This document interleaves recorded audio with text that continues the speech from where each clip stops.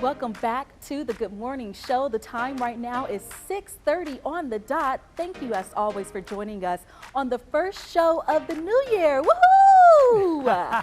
Look, I cannot hold back my excitement. I am so happy to see 2021. I'm so happy you're kicking off the new year with us. But let's go ahead and start with the forecast. Ed, it's a wet and windy start to the 2021 in the Triad, right? Our first Good Morning Show Sunday edition of 2020. Ooh, Stacy, you accidentally said 2020. Let's make sure we say 2021. Stacy, don't take us back in time. Wow, what a wonderful story. Stacy, I'm going to be honest, I'm getting a little teary-eyed. I'm trying to keep my eyelashes from falling off because that was just too touching. This ornament is a computer with the phrase, "I think you're on mute." By the way, I feel personally attacked with that last one. My Zoom mic, for some reason, always ends up not on mute. And I don't know what's going on. I need to get more tech savvy, if you will, considering the digital age of everything. Taran, what are your thoughts about all of this with 2020 and the holiday season? By the way, do you ever get caught with your mic not on mute? As for me, especially when it comes to the holiday season, I am obviously missing my family who's back at home in California, back on the West Coast, but I do plan on celebrating with them virtually. Taran, do you have any plans for the holidays? Wow, that sounds like a great time. You know what? I might actually try to bake some Christmas cookies myself. I have to just make sure I have the fire extinguisher handy because I know with my cooking skills, not really up to par.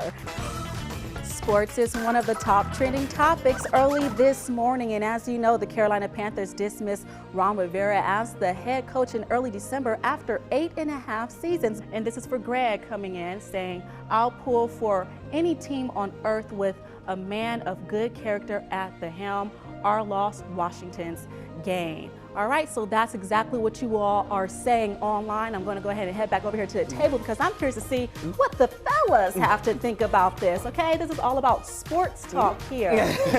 I think it's a good hire for them. Well, Stacy, I must admit that my New Year resolutions are getting in shape. That's always one every single year.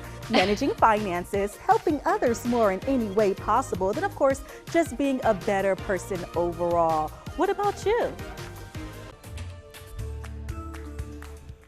Well, it's time to talk food once again for the new year. Ooh, I love this part of the show. So, Chef CJ Barr with Bonefish Grill Seafood Restaurant is joining us once again on the Good Morning Show to make sure we know how to make a mean risotto. So, Chef Barr, let's go ahead and pick up exactly where we left off. What can you tell us? All right, so risotto is done cooking. My seafood and vegetable mix is done as well. So we're gonna take our seafood mix right into our big bowl here with our risotto. And after you get all the nice and goodies and the fillings on here, I have this great lobster thermidor sauce that we just heat up as well. I'm gonna put it around the outside of the bowl. If we can mix it all in together and have this nice savory filling dish here for this cooler time of year in the holidays. Oh my goodness, Chef. Woo, I'm telling you right now, my mouth is already getting watery. I need to get it together. Okay, so for those who missed us early in the show, let's talk about once again what's in the dish. I know you have your shrimp.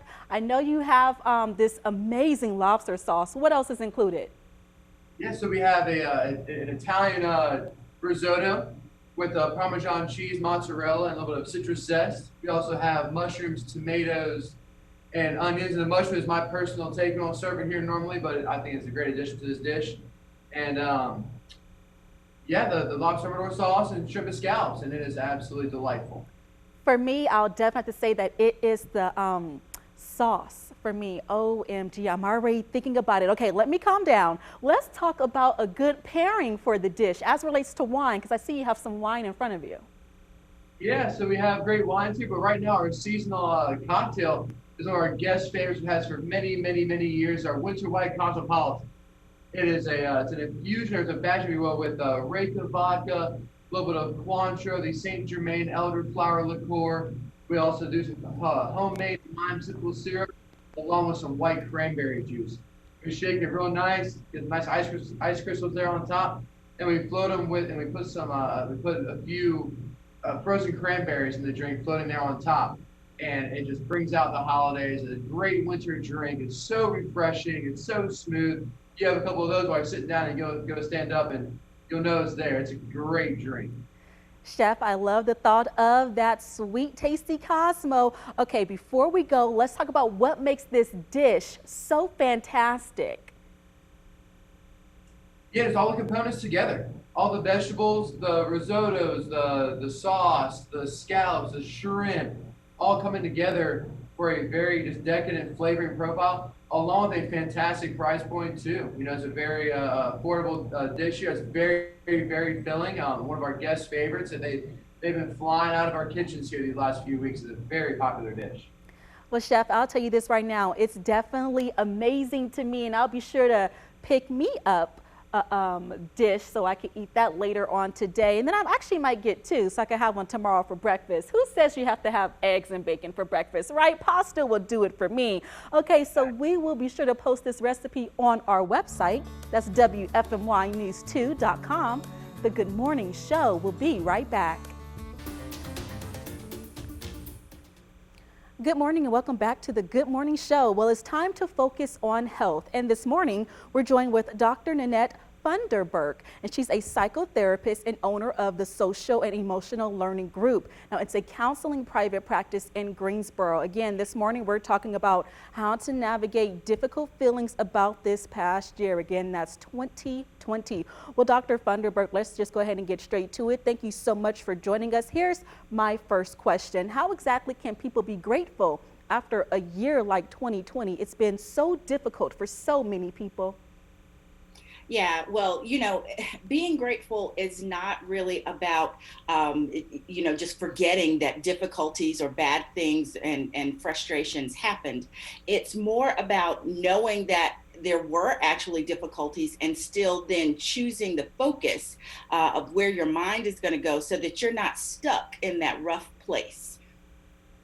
Well, a lot of people have experienced ups and downs. So what about when it seems as though all of the good things are happening to everyone else but you?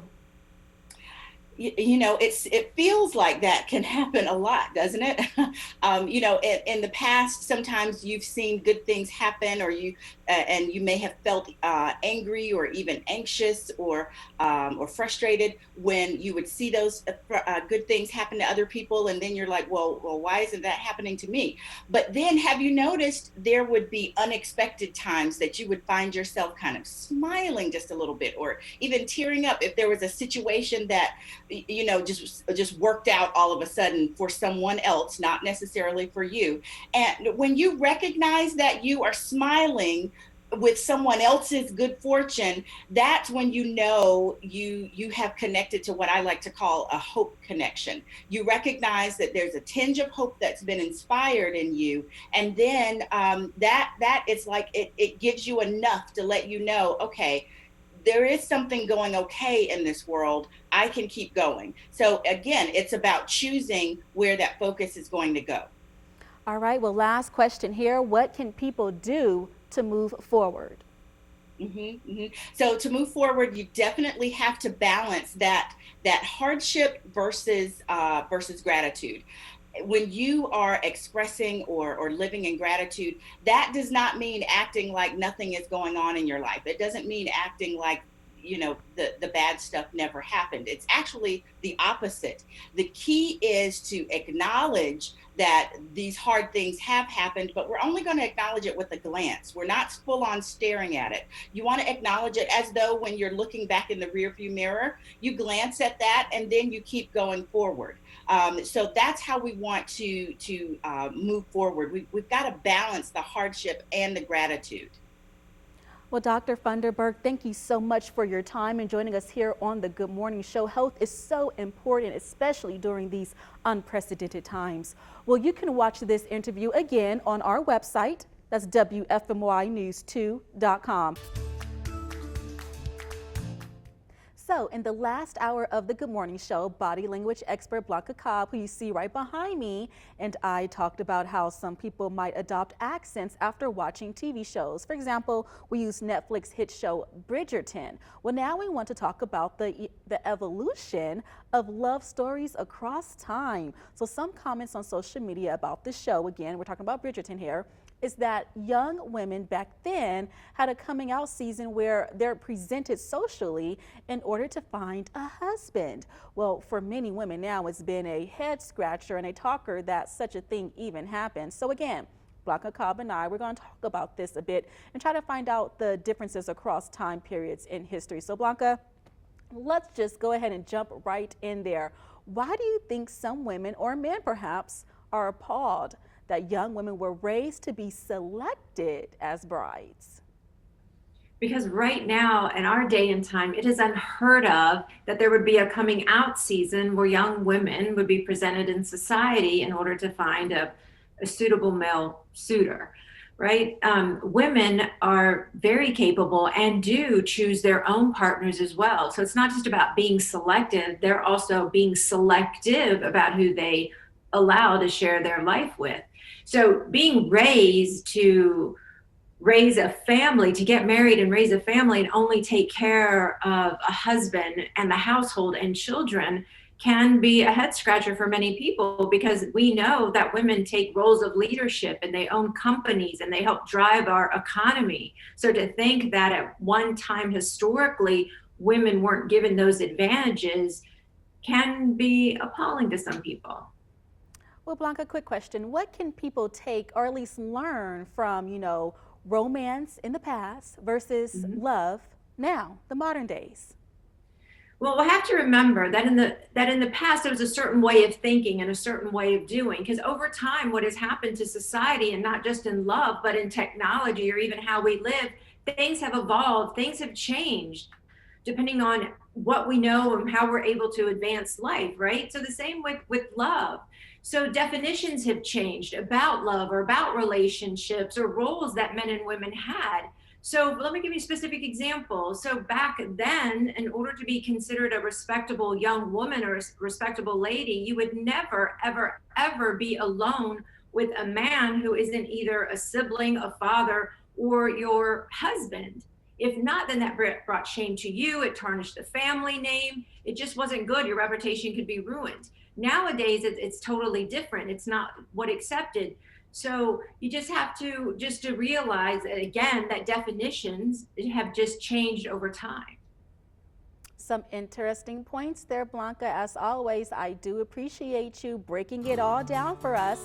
Well, again, thank you for your time. You can always continue the conversation with Blanca on her Facebook page. Again, all you have to do is search Blanca Cobb, body language expert. Thanks, Ed. I'll be sure to keep my jacket nearby as well as my umbrella for the possibility of showers. But as always, thank you for watching the Good Morning Show on this first Sunday of 2021. Be sure to join us next weekend too. CBS Sunday Morning is next.